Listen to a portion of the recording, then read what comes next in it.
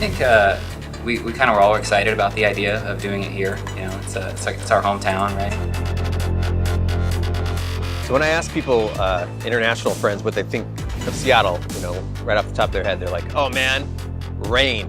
It's a really cool city. It's got a lot of really cool atmosphere. It's got a lot of low cloud decks, a lot of fog, a lot of rain. The cool part about working on this new system is that we can throw the type of detail that we just couldn't before.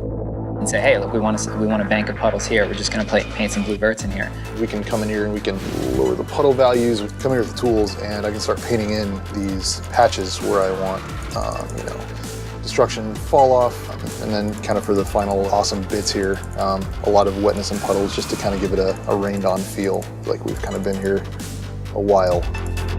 If it's super wet time of day, you'll see streaks of wet coming down the sides of the building, and we can control that too. You see the sun like hitting a wet street, and it kind of flares out for a second, just like if you're walking down the street and it had just rained, and the sun is coming down the center of a street, right? And it flares out in your eyes. You want that. So I can make it feel like there's really heavy fog sitting on the bay and the water down here. Which for me it's great because like maybe I want really low hanging fog and to be more clear as it goes up. It allows me to create some like really super interesting times of day.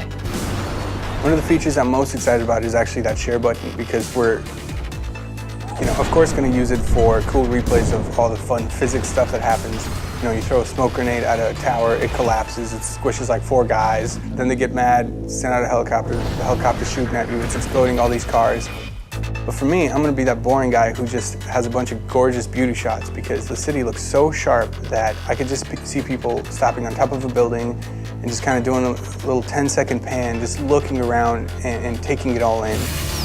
Being able to actually light an entire game for PS4 and make it, you know, look like the city that I live in, and it's awesome.